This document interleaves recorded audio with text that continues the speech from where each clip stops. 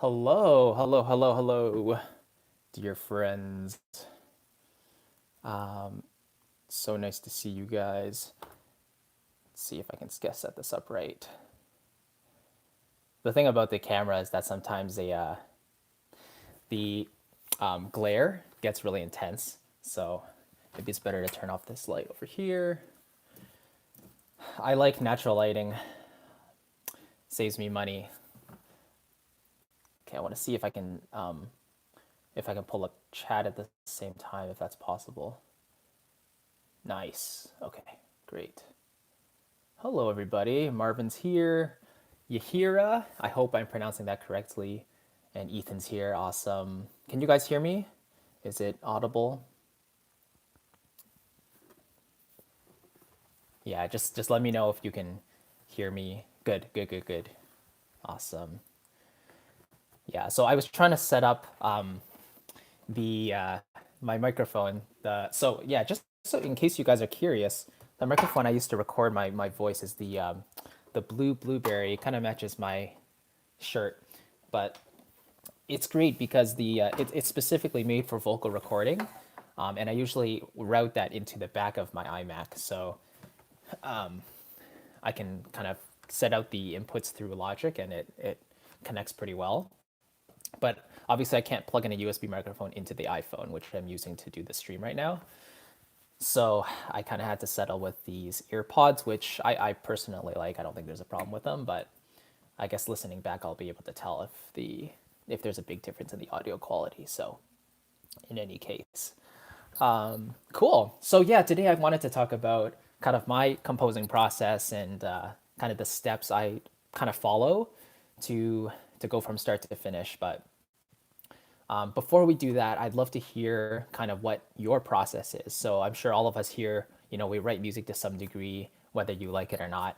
The music we write is basically a representation of our inner feelings and what we want to express, right? So if you had to kind of say your process, I guess, what would you list that out to be? So I have 5 steps here from like the beginning ideas of a composition all the way to a finished master. I have 5 steps written down, but I'm curious, how many steps would you say you take in order to get from like point A, so the start of an idea, all the way to the finished idea of point B? And how long does that usually take you, by the way? I'd love to know.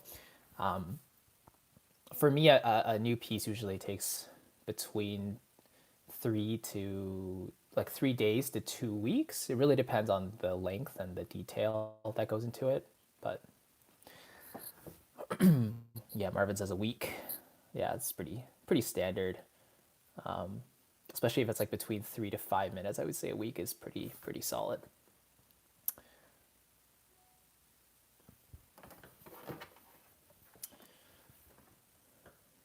Few days to a month. Cool. So Marvin, you always use the ensemble for the first idea and then start adding stuff first. Right. So like sketching, right? You hear it? No, 3 weeks is not bad at all, honestly. So that also brings up another topic like workflow, right? So how efficient do you find your writing, and based on your daily routine, how much time can you actually fit into the composing process? So that's pretty important. Hey Mike, good to see you here.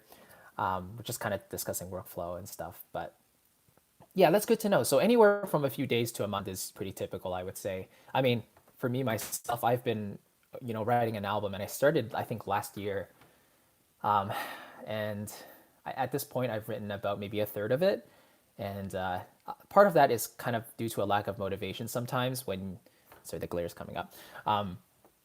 Yeah, sometimes you just lose the motivation because you don't really have a goal to strive towards. I mean, you could say writing the album completely and finishing it is a goal, but you're kind of doing it for pleasure, and you're not really doing it for the financial reward because you're just doing it for personal expression. So sometimes that's a little difficult, but anyway.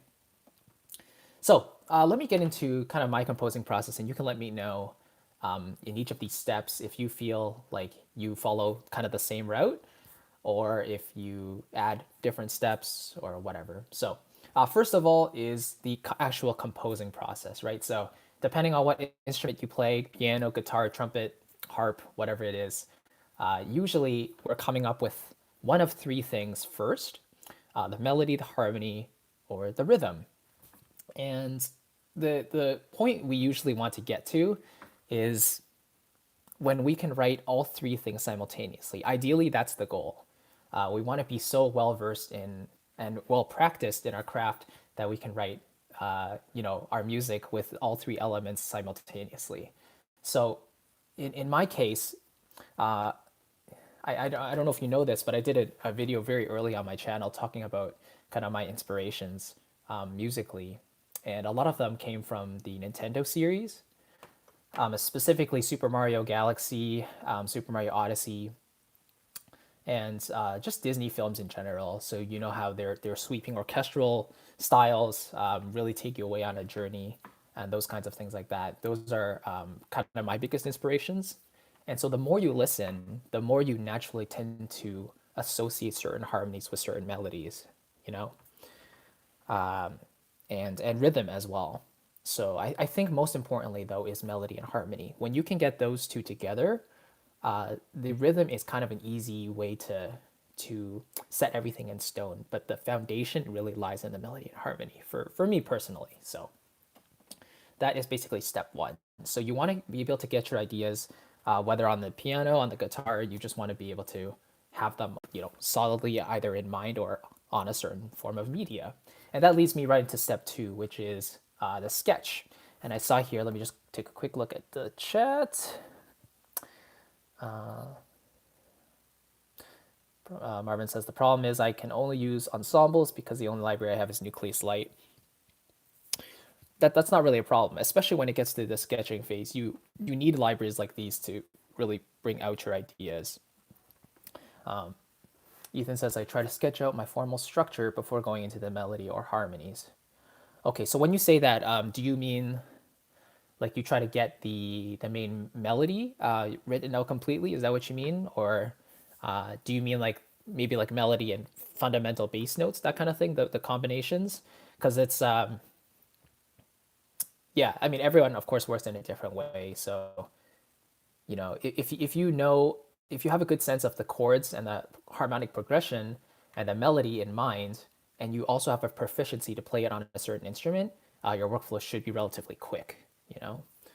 Usually, me as a pianist, I get more bogged down when I'm getting to the B section. So maybe I wrote an A theme, and then I repeat the A theme maybe in a different section, or maybe transposed in the same section, or maybe both.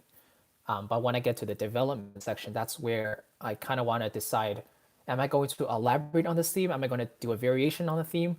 Or is it more of a new theme totally? And sometimes it's easy to get stuck there. So that's why if you're able to play an instrument pretty well, then it just makes the whole process a little bit easier. I'm gonna, if there's too many questions, I'll probably save them until we do a Q&A at the end. But for now, I can see if there's any relevant questions here. So yeah, piano sketch. Right. So yeah, you want to try to get the overall form of the piece itself. Makes sense. Colton asks, do you ever use pen and paper? Very rarely. So I actually did in grade 12, which was probably 7, 8 years ago, actually. One of my assignments in music class was actually to, it was an ISU, so an independent study unit, so I could basically do whatever I wanted. But I actually chose a piece from Super Mario Galaxy 2, and I wanted to arrange it for the concert band in our class. So that was the only time where I must have printed out like 50 pieces of staff paper, treble clef, bass clef, alto clef, all that stuff. And I actually wrote out every single part by hand. And this was before I knew about Sibelius and Finale. I use Sibelius now, by the way, but that was a lot of fun. I really enjoyed writing it out by hand. That was great. Anyway, yeah. So for me, like now I do a lot of sketching and writing in the DAW. The only time I'll actually translate it to notation is if I actually want to have my piece performed by a live orchestra. But in every other case, usually it's just, through DAW, because I'm not really restricted to any formal rules in that case. I can have as many strings as I want. I can have as many brass sections or brass players as I want.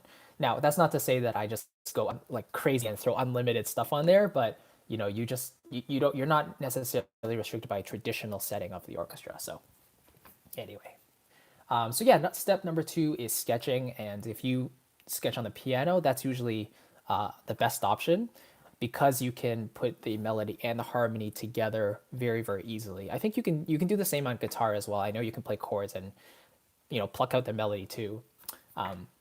But this is why we always recommend to have a MIDI controller, which naturally has a piano keyboard on it. So if you can play even just basic chords in the left hand and then your melody in the right hand, having the ability to do that is really important.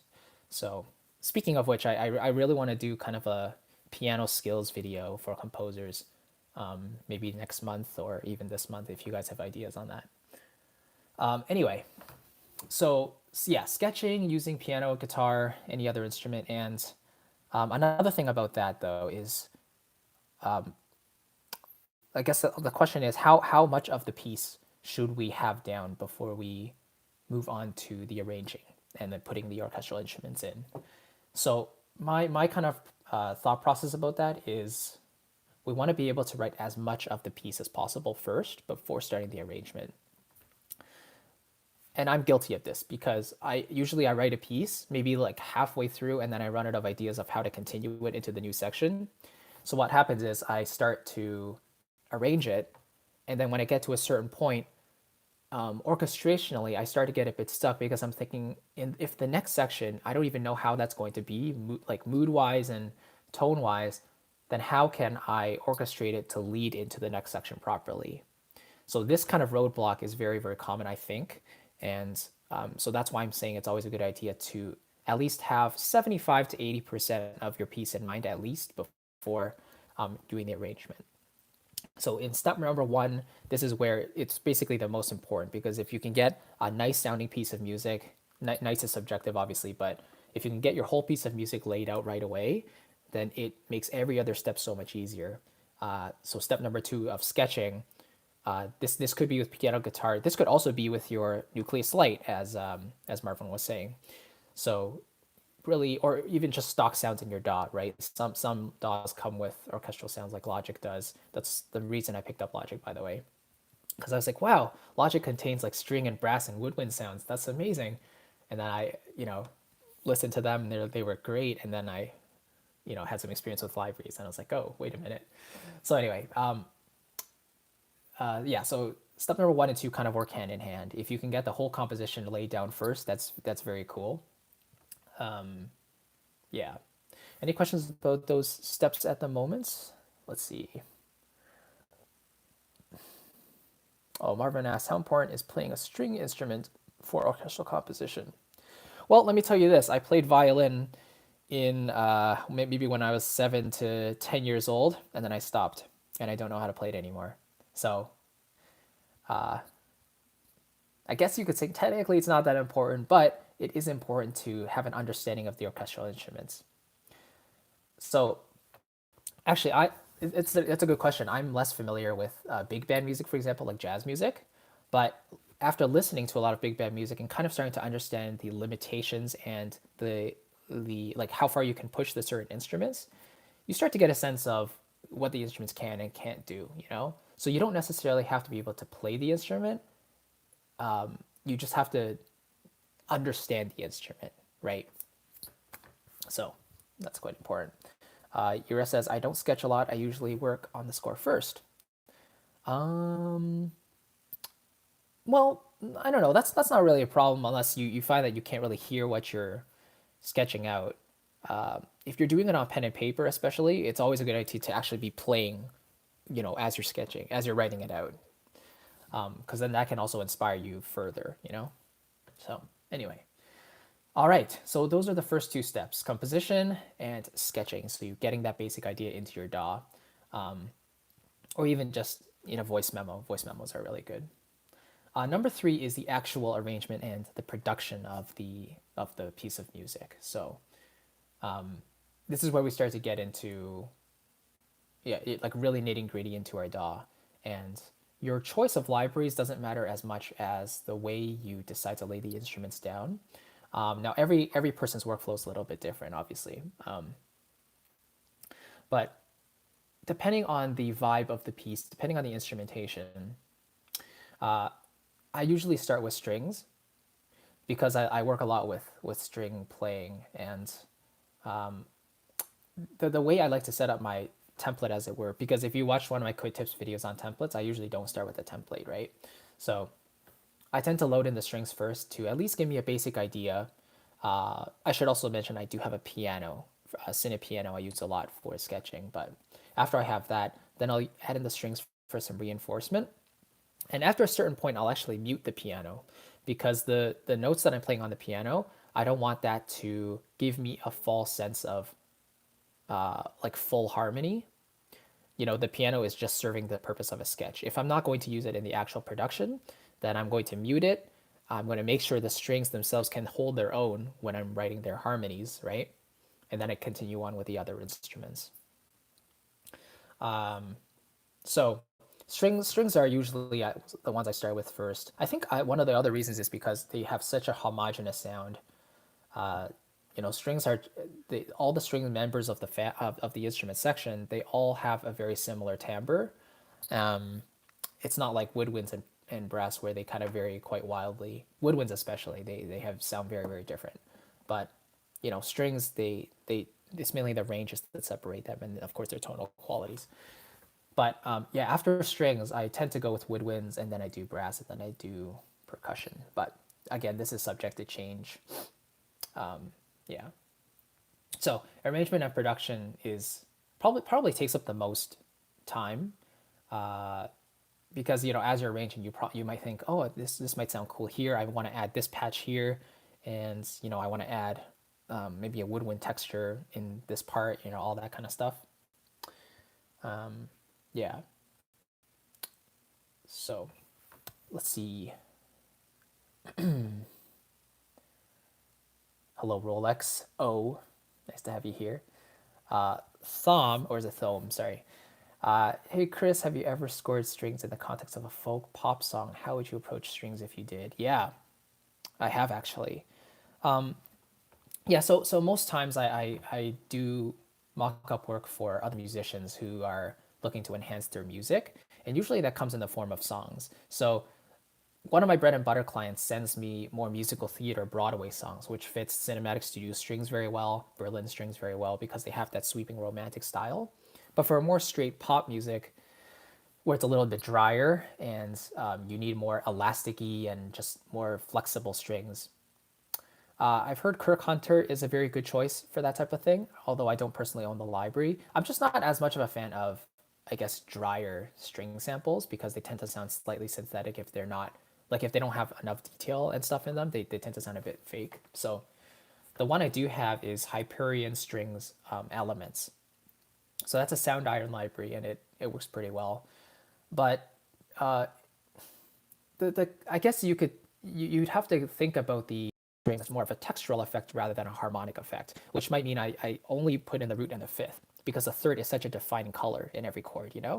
So if the guitars are doing like let's say we're in C major, and the guitars are chugging a C major chord, C, E, G, more low down, so it's already filling in that frequency spectrum a lot.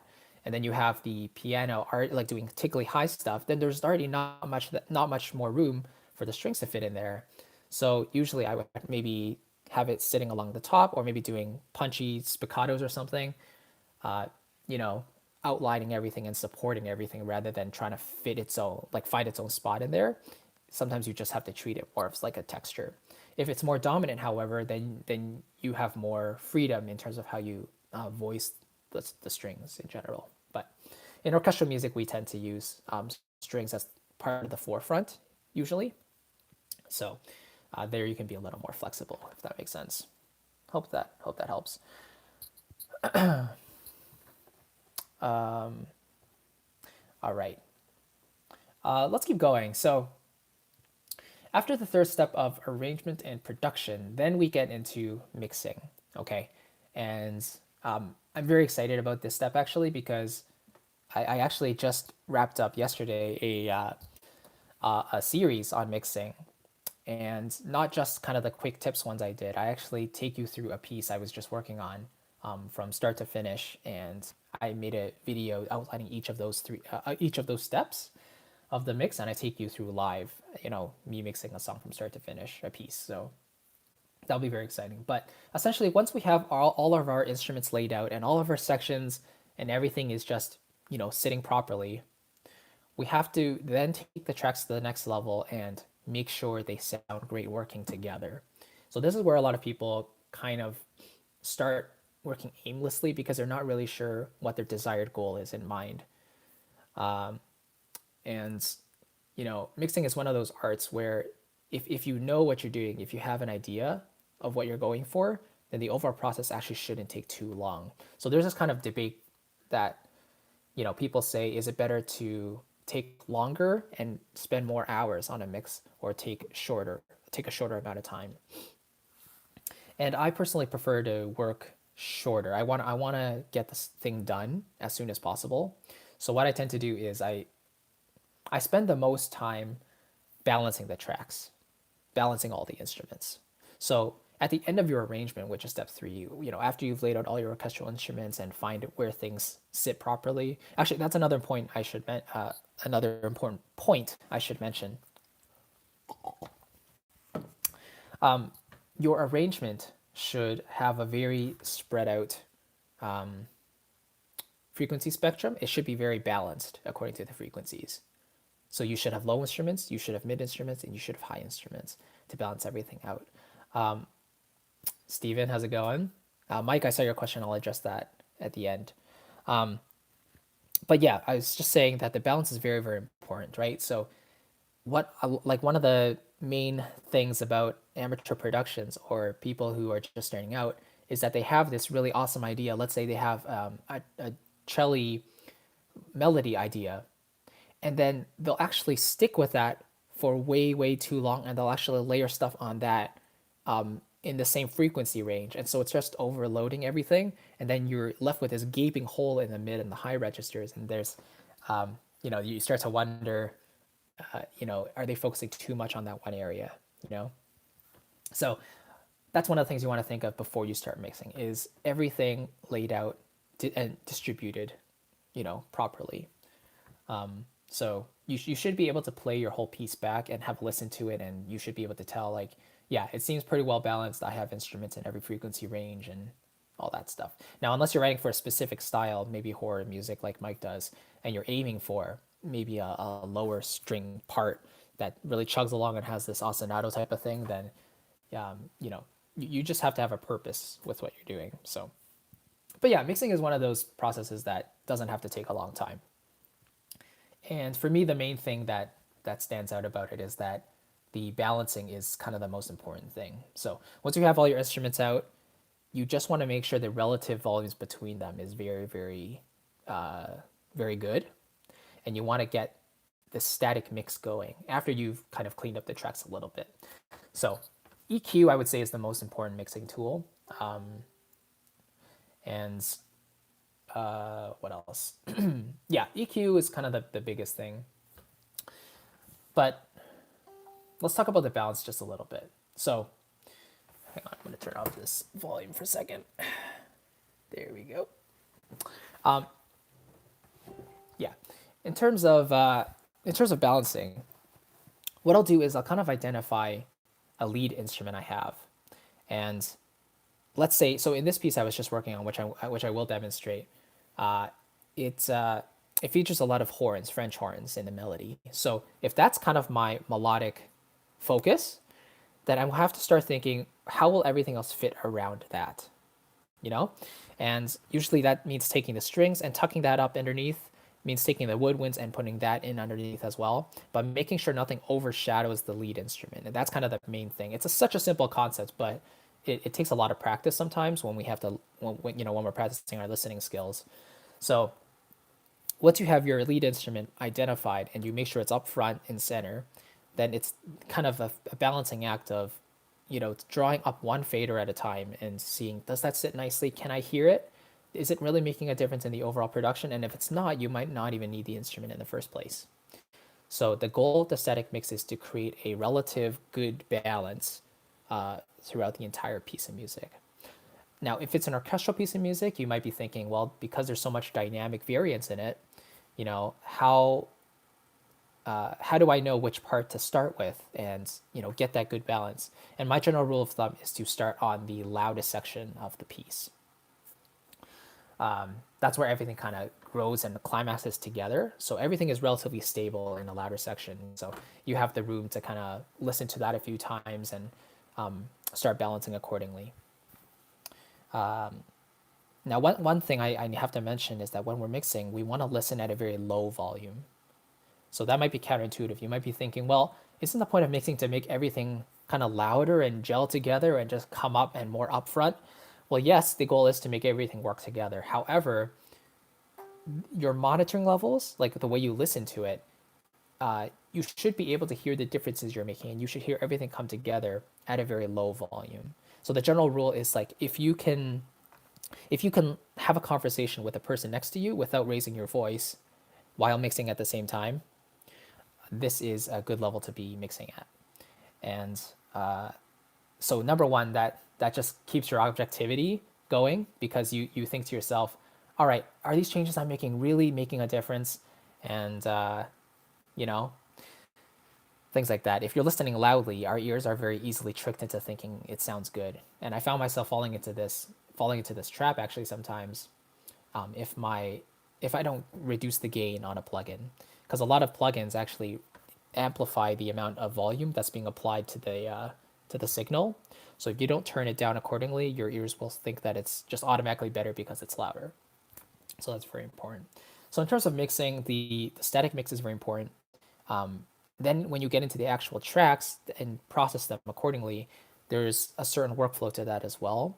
And this is something I like to call top-down mixing, which I got from Graham Cochran at the Recording Revolution. But it's basically, instead of processing your tracks one by one in the individual track level and then going to the groups and then going to the master fader, I prefer to work from the master first. So I like to apply my processing to the master fader, so I can get an overall gelled cohesive sound off the bat. And that already brings me to about 85% of the way there, actually, which is great. Such a time saver, you know? So when that's done, then I can go down to the group tracks. So, strings, woods, brass, percussion. And then I also have an extras bus, because that's where I put like harp. You could call that strings, but I put harp, piano. I sometimes put as extras, but sometimes I'll put as percussion. That as well. And then choir as well. I like to put that in extras. Anything else? Yeah, any like orchestral enhancers, like Cineorc is a wonderful library. It's like a orchestral chord library, which is cool. Things like that. So you have at least 5 different stems, or not stems, sorry. You have 5 different groups. You put them all in. You address them accordingly. If the percussion is missing some reverb, for example, you can apply one reverb, or you can apply a compressor to that, and then it's going to apply that compression to all of the tracks, all of the percussion tracks, right? And then you can work your way down to the individual tracks if there's any individual instruments that need additional processing, So I'm just going to grab a quick drink. My water bottle is holding my phone. All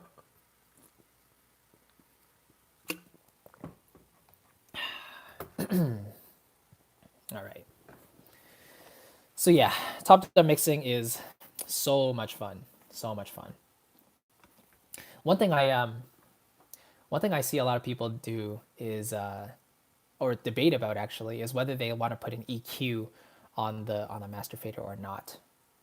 And so this is something I lean back and forth on, and sometimes I do and sometimes I don't. But I would say the benefits of putting an EQ on the master is that if you're finding that in general there seems to be a frequency spot that is a little bit like that's a little too much. Like if you have too much mids in general in the entire mix, and you can really tell this by putting a frequency analyzer, for example, Span, which is free, putting that on your master and seeing how it all shapes out. If there's like too much mids, which I did have in the mix, as you'll see in the series later, just applying a little bit of a cut to that range can actually tighten everything up and make a cohesive sound very, very quickly. But again, the downside is that if you overdo it and you boost or reduce frequencies that actually are okay, then that's affecting the entire mix. Because remember, your master is affecting every single instrument you have because those are all outputting to the master, right?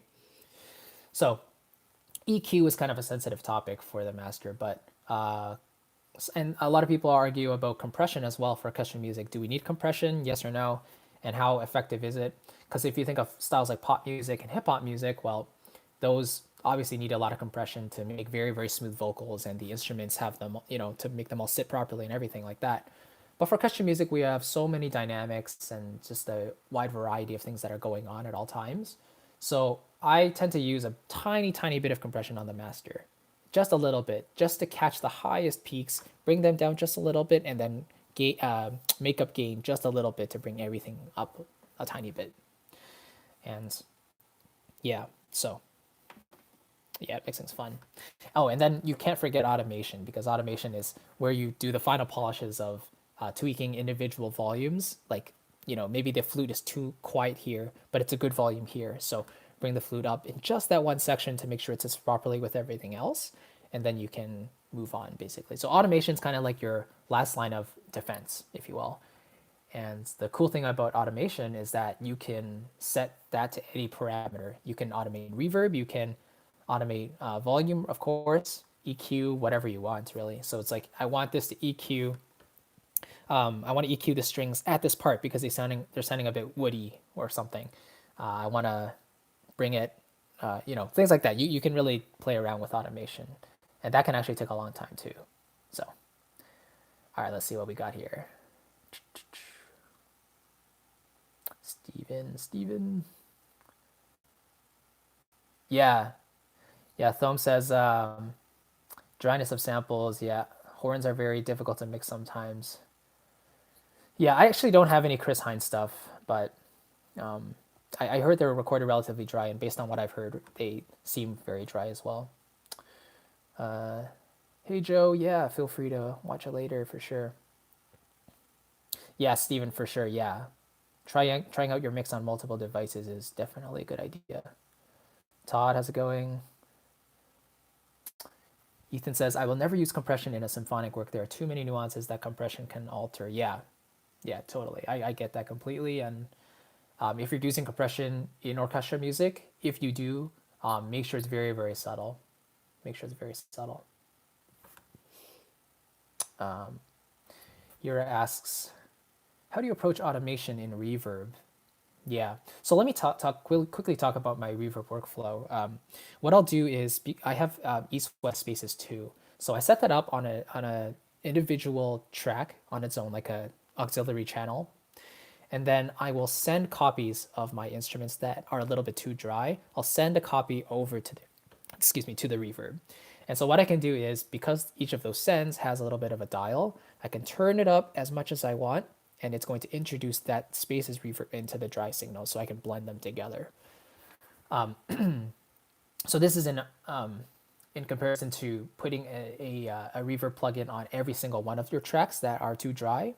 Especially with spaces, it takes up a lot of CPU power, so it's usually a better idea to send everything over. And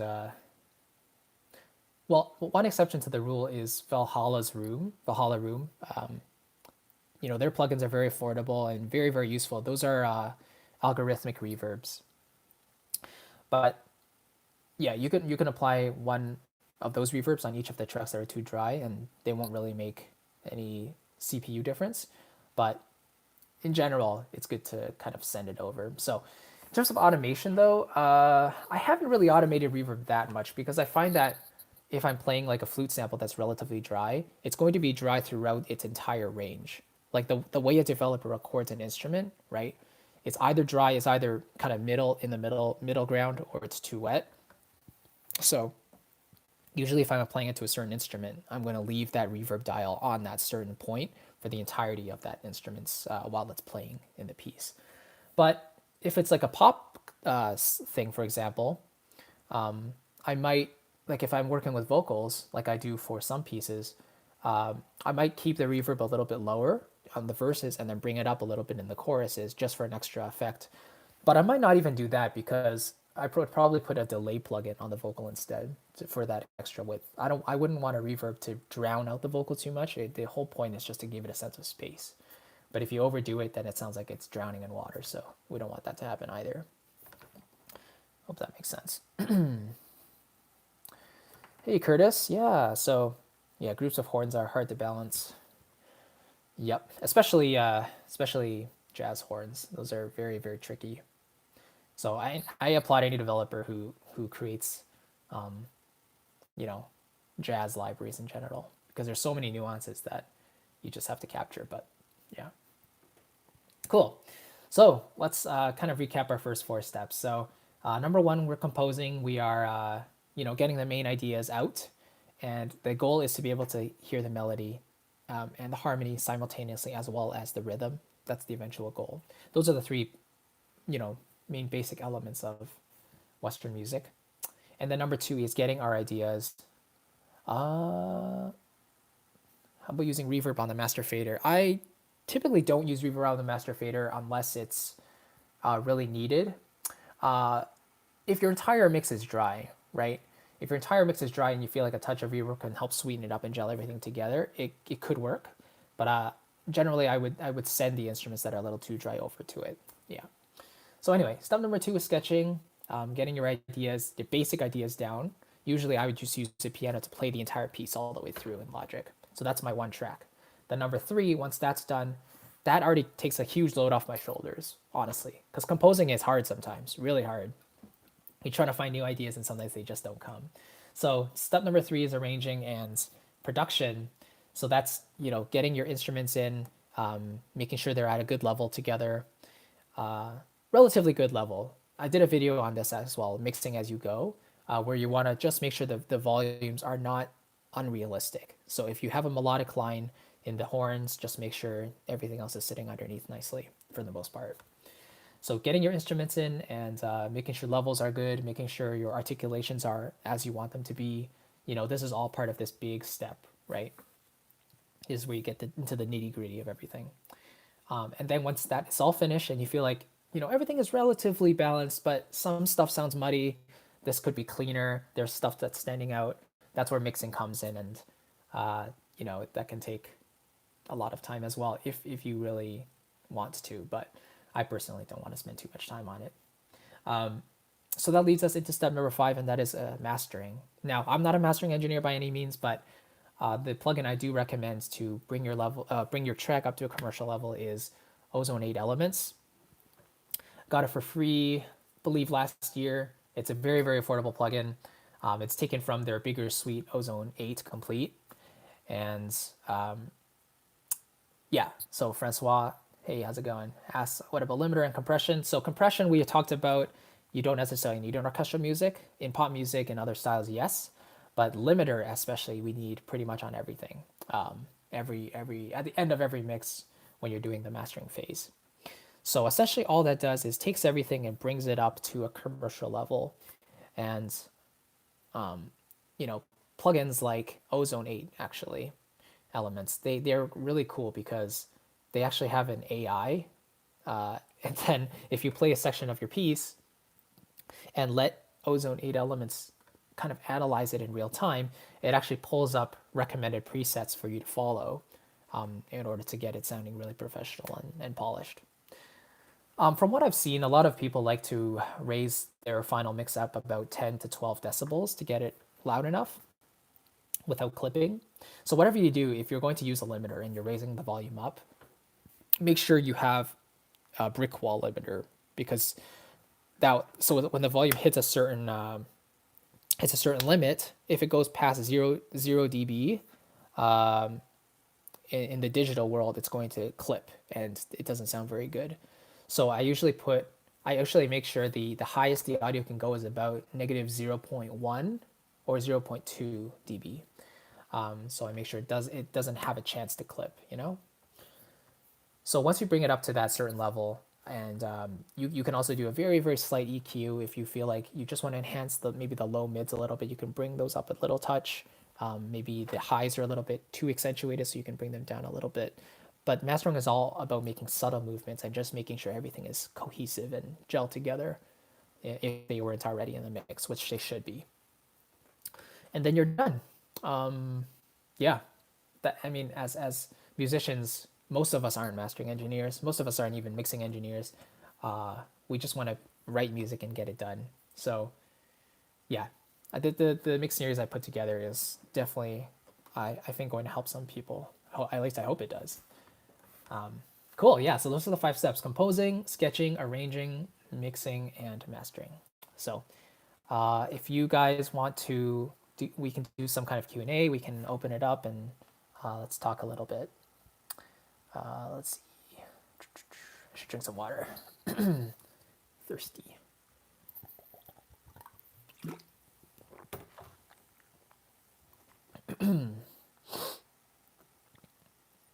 Yeah. Yeah, Yura says, I tried Valhalla Room, but the high end sounded pretty synthetic. So I ended up switching. What did you end up switching to? Yeah, the price is really good. That's the thing about algorithmic reverbs, right? Like, it's not a representation of a real room. It can basically put together something that they estimate is real, but it's never going to be as good as, yeah, to Pro R. Okay, if you hopefully you had better results. But yeah, convolution is technically or usually a good option. Cool. Marvin says, I'm having trouble getting high frequencies for the spectrum. I heard you use high instruments as well as crashes and cymbals, but with Nucleus Light, I'm having trouble getting those. So Marvin, do you mean that in Nucleus Light, the cymbals and crashes are not, they don't contain enough high frequencies? Is that what you're saying? Or do you mean you're having trouble finding them in the library? Or, I mean, yeah, that because okay, so yeah, the thing about high frequencies is that like quite a lot of instruments actually contain high frequencies, especially the woodwinds, right? And violins and stuff, brass with the trumpets and everything. The brass instruments tend to have a little more body to them, so they contain a little more in the overtone series and their harmonics and all that stuff. Yeah. So yeah, you just want to make sure it's distributed properly.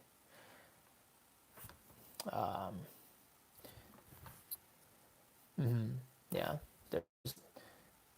There's not very many deeply sampled, crashes and hits and stuff. If you're looking at the trailer world, there definitely are, but in general, it's less sampled. Okay, Mike asked a question earlier about horror music. Yeah, I know you do a lot of writing in that genre. What do I think is the future of horror music? Seems like everything has been done already. Where do we go from here? Honestly, Mike, I wish I could give you a good answer. But the reality is I don't write horror music and I don't really listen to horror music. I'm actually the biggest wimp when it comes to horror in general. I watched a movie with, dang, I think it was called Roommates or something, but it's some kind of horror film.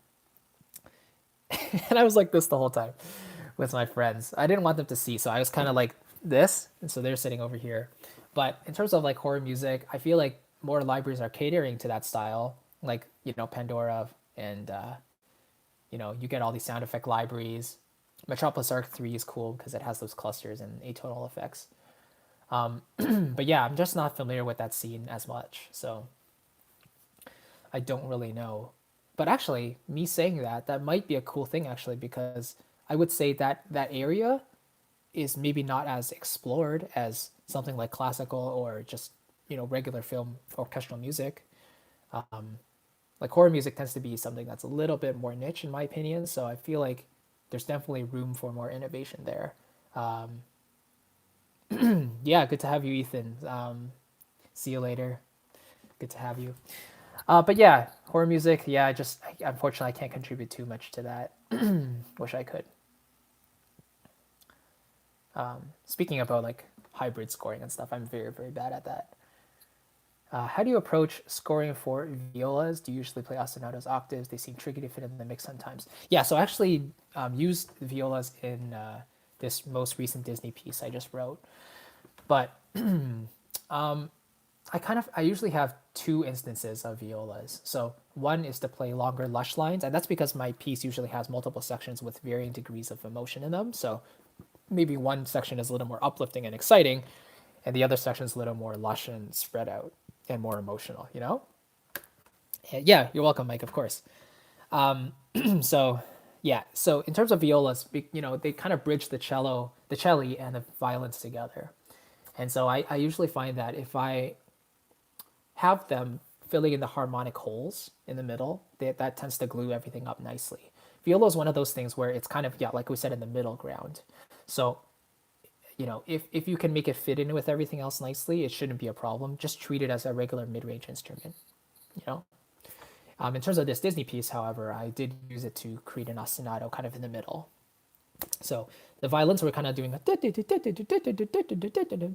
and then the violas I was kind of doing a lower ostinato, but it also had some harmonic content in there that contrasted with the violin ostinato at the same time. So you can kind of hear the both in there. Of course, it's easier to hear the violins, but the violas are kind of mixed in there, so you can still hear those violas going on. But it's kind of a shame that there's such a distaste for violas and viola players. And I still don't understand why. Maybe it's because they have to read alto clef. And you know what? I should complain too because I don't like alto clef, but that doesn't mean the viola is bad, you know? More high woodwinds, Marvin says. Yeah, for sure. High woodwinds. Depends on the style, of course, but that could definitely fill it in. Flute, piccolo, even the oboe is quite good. Clarinet can go super high as well, right?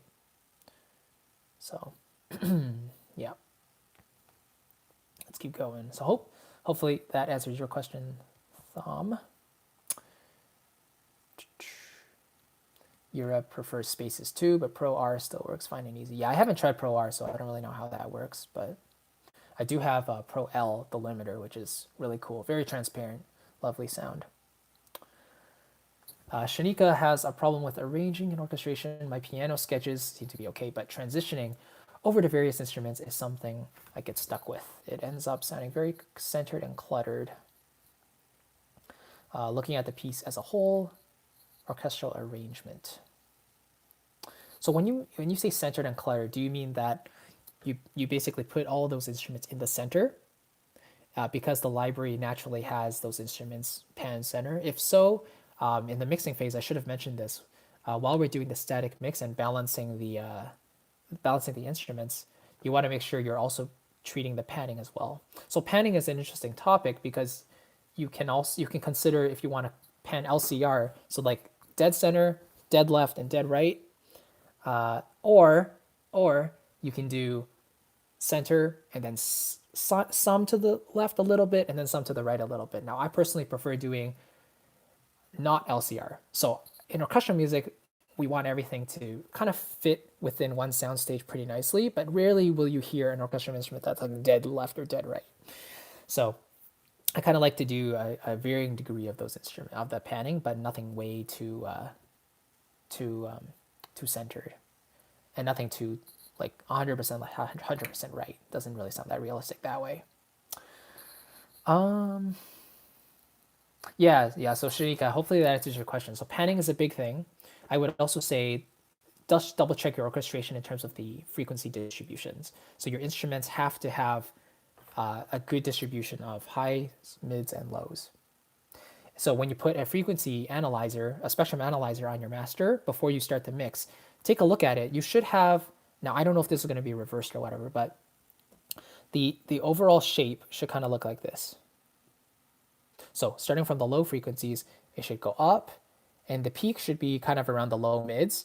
Then it kind of has a smooth slope downwards. Naturally, you'll have some peaks and valleys, but as a general guideline, this should kind of be the shape for most commercial releases anyway. So if you're bulging up too much in one area, that means there are too many instruments fighting for that same space, and you might have to use an EQ on those individual instruments or maybe the whole entire mix to see if that works, just to nudge it out a little bit, see if that works. So orchestration, take a look at that first. That's usually a big culprit. Yes, of course, my pleasure. Do I use chambers and plate reverbs? No, I don't. I do have a I think I have a plate reverb from Sound Toys. I think they had it for free. I downloaded that, but I haven't really used it yet. I might use it for a jazz context, in a jazz context though. But generally, I just use spaces too because I'm just going for that concert hall sound, scoring stage sound, you know? So, well, what's wrong with two set? Two sets are amazing. Yeah, Todd says listen to horror movies from the 70s and 80s. Cool. Yeah. Yura says the new Mysteria library sounds like a game changer for low to mid budget horror. Yeah, I've heard about that one. I haven't heard any of the samples or the demos yet. I will say I guess I'm a little bit picky when it comes to libraries. Yeah, you're welcome, Shanika. Hopefully that helps. Yeah, my pleasure, of course. Marvin says, oh yeah, viola jokes. Yeah, fair, fair, fair, fair. Francois says, could I use stereo imager instead of panning? Um, so, okay, so there's a bit of a difference in a stereo imager and a panning, because traditional panning, it basically takes that signal from the center, and it basically like it actually turns the degree to which that signal is coming out on either one side or the other. At least that's what I think. A stereo imager is more like if there's a signal in the middle, and that there's sound on both sides, it actually turns down the volume on one side while increasing the volume on the other side. So it's not really it's not really the direction of the signal that it's changing. It's more of the volume balance, I think, to the left or right. So they serve different purposes, but if it works for you if it sounds fine, then go for it. But generally, I would stick with more traditional panning in that case, I think. As you might have figured out, I'm a pretty simple person when it comes to this type of stuff. Get some more water. Whew. I'm surprised we got 17 people. That's great.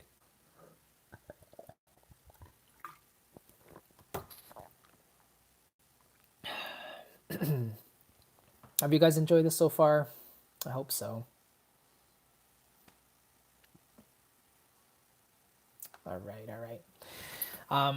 Okay, so I had I wanted to ask you guys a question actually, and that question is, if you had to sum up in one sentence what you're struggling with the most in writing orchestral music or writing music in general, what would it be? Where do you think you are hitting your roadblocks the most?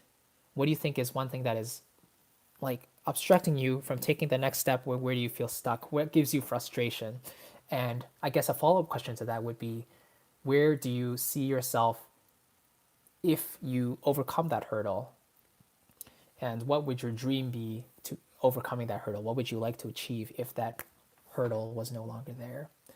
And so this will give me a lot of insight into how I can potentially help with future video content, and maybe even more in-depth resources in the future. Because if you haven't downloaded any of my guides, by the way, I try to link them in every video so you can follow along with what I'm doing, especially the most recent mixing one that the series I haven't put out just yet, but I will. That mixing framework basically takes you step by step into every single like thought process I'm doing while I'm doing it. So I think that's super helpful. But once you get those guides, it gives me a chance to connect with you directly and kind of get a sense of where you are and how I can help further. So yeah, just let me know what you feel like you want to, what's your next step. Yeah, Marvin says, I always find myself using strings as pads, just laying down the chords. I know that's not how they work, and it's something I struggle with. Cool, that's a good, definitely an interesting one. The thing is, like, strings can work as pads, right? Absolutely, there's nothing wrong with that. It's just entirely dependent on genre, to be honest. So we can definitely do another string arranging video, which I have done, actually. It's on the channel, I just have to upload it. It's going to go up in a couple weeks. I actually collaborated with a friend of mine, took an excerpt from his piece and analyzed it, and you can see why it works the way it does. Sorry, Marvin, actually one really quick tip on string arranging. If you're doing pad work, if you're doing like slow emotional scoring, you have to try to incorporate some counterpoint. You have to have some interest within the lines. So if every line is just following the melody and it's going like rhythmically, if every other line aside from the violins one, if they're all following the violins, can you imagine how blocky and how straightforward that's going to sound? It's not very interesting, you know? So definitely choosing different rhythmic patterns so that you can achieve counterpoints. So that's basically harmonic and harmonic interdependence. So making sure they work together, but rhythmically they're independent. Sorry, excuse me, independent from the melodic line. So that's something to look into. Like, how can you make those lines a little more interesting? Excuse me. Yura says, bridging ideas. It takes the most time for me and destroys all the efficiency. So what do you mean? Can you elaborate what you mean on that? Bridging ideas? Do you mean like you come up with like melody fragments and you're not quite sure how to join them together?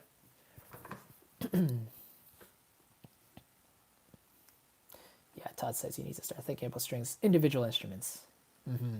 For sure. Yeah. Yeah. Yeah, violins are great. Actually, strings in general are great because they actually have the ability to play more than one note at a time. But usually it's not as common unless you're playing like a solo passage, you know? But yeah, putting yourself in the instrumentalist's shoes is always a good idea. Like if I was this violinist, if I was a violist, if I was a cellist, and if the violin was playing this really nice melodic line, if I'm holding a really long whole note, as a cellist, would I want to hold that whole note along with them, or would I want to kind of move along and do some kind of shape while they're holding a long note? So this is the fun in arranging where you can really decide on that. Yeah, so even if you're only using ensembles, right? String ensembles, you still get the variety of having 5 sections. So if the string section, sorry, if the cello section are, if they're playing something, then you can think about it from that context. If the cellos are doing most of the work, and then the other sections have to kind of adapt around it.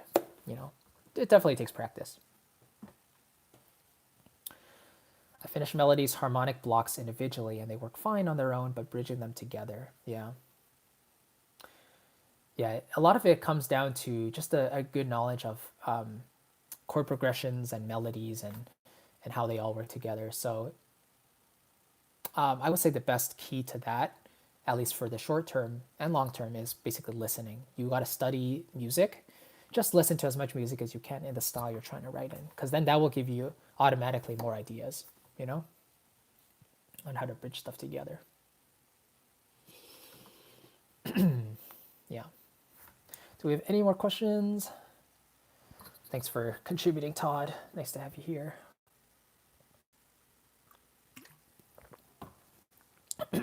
Almost at an hour. Nice. This is fun. This was fun. All right. And yeah, one more thing I wanted to mention. So a few people have brought this up to me, but this is something I recently committed to, and I created this profile many years ago, but I wasn't ready to launch it because I didn't really have much to offer.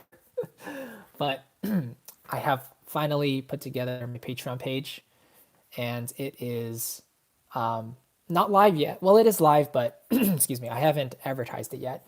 I'm going to make an official video for it, I think tomorrow or the day after, kind of like a trailer video for my Patreon page.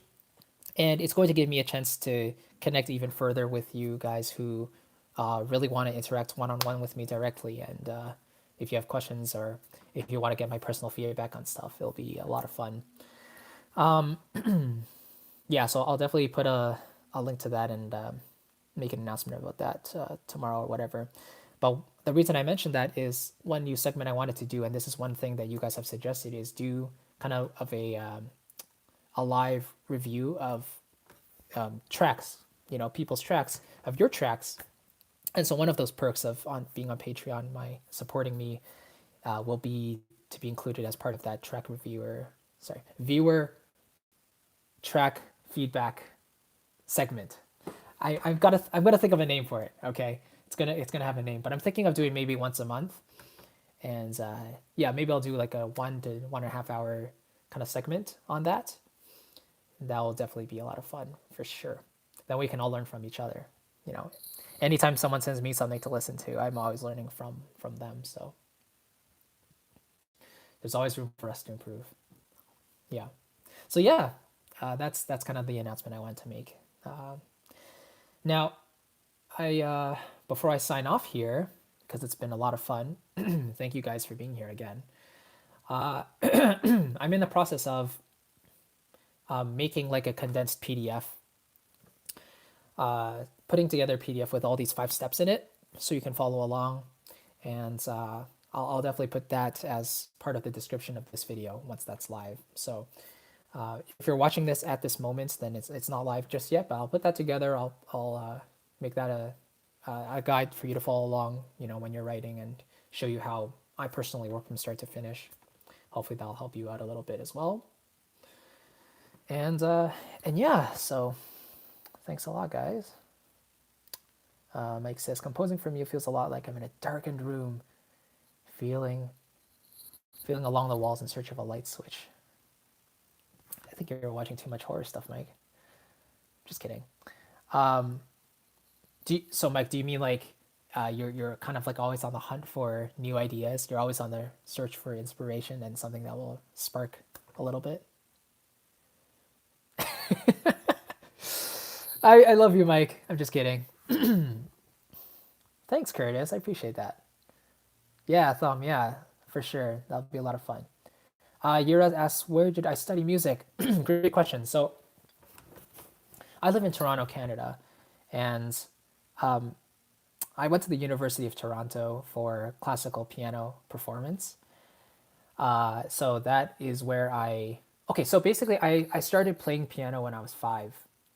I started from a young age. My parents asked me, you know, like typically as an Asian kid, your parents want you to be involved in music right away. So they asked me, do you want to do piano or violin? And I said piano. And so I started, and I had some really, really good teachers, really wonderful teachers. One teacher actually brought me from RCM. So RCM is Royal Conservatory of Music. That's our Canadian standard. But she brought me from level 1 to 7 in like a year or so. And then I had 2 other teachers. You know, I had one when I was maybe 8 to 10, and then one from like 11 to 14 or something. But they really brought me to a new level that I really, really appreciated. And I could not do what I'm doing today without having piano proficiency. So this is why I keep on stressing being able to play an instrument comfortably is so important. Yeah. But yeah, so that's how I did it. And while I was studying classical piano, I was playing Super Mario songs by ear, like dun dun dun dun dun dun dun dun dun dun dun and dun dun dun dun dun dun, you know, those type of things. It's just a lot of fun. You're a kid, you want to have fun on the piano, you know. So, and also having perfect pitch definitely helps, picking out songs by ear and just playing them really quickly. I'll never get tired of people just like banging glasses and stuff, like, what note is that? And I could say a wrong note and they won't even bat an eye. You know, it's great. But yeah, and then everyone's like, well, you must be in so much pain when you go to concerts and one instrument's out of tune. And I'm like, well, you're not wrong, but it's not as bad as you think, you know. I mean, yeah. I don't know. It's just a lot of, it's just fun sometimes. Yeah, you're welcome, Marvin. It's a lot of fun. Cool, guys. So yeah, the only thing I'm questioning right now is the audio quality. I hope you can hear it properly, but I've got a couple of questions here. How often do you use string sections with less players and chamber strings? So, great question. I actually don't have any chamber string libraries. The only thing I have close to that is Berlin strings, because the player count in that library is quite small. So we get a more detailed string sound. The purpose, I would use it for a more intimate setting. So if it's like the opening scene of something and I really want a close knit gelled sound with everything, then I might just use that library, turn the vibrato kind of off, or not off, but like put it on a lower setting, and then ride the mod wheel very, very slowly, just to ride a little bit and introduce kind of a more detailed, intimate sound. I feel like Spitfire chamber strings would be something that would really excel at this. But I don't have any Spitfire products, as you know. People ask me why I don't have Spitfires because I discovered orchestral tools first, and I immediately liked their sound more. Same with Cinesamples. I like their stuff. So it's not that I dislike Spitfire, although I do dislike some of their marketing. I just feel it's a little bit aggressive sometimes. But you know that they're a company, they do what they need to do. But it's more like I have the tools I need already, so I'm comfortable with them. I don't need to invest in other ones from a new developer. And the Air Studios is quite reverberant anyway. Orchestral Tools records in their Teldex Hall, which at first I thought was like the perfect sound, perfect amount of reverb and everything. But over time, like even now, I start to think like it's a little bit too much reverb. So I prefer the Sony scoring stage from Cinesamples because I feel like their tail is pretty much perfect. So I really like that. But yeah, hopefully that answers your question. So yeah, thank you so much for being here, guys. I really appreciate it. It's been a lot of fun, and it'll be interesting to see when it's online. Um, but yeah, been a lot of fun. If this is something you like me to do more in the future, I'd love to do it, and I'm really looking forward to those track feedback segments. I think that'll be a lot of fun. So I'll leave a link to the Patreon page below. I'm going to link that up, or sorry, put a video up for that either tomorrow or the day after. So yeah, thank you again, guys. It's been so much fun, and have a wonderful rest of your day. If you have any more questions, leave them in the comments below. I'll do my best to answer them. Okay. And yeah, thank you for contributing to each other as well, guys. Really appreciate it. All right. Have a great one. See you later. Bye bye.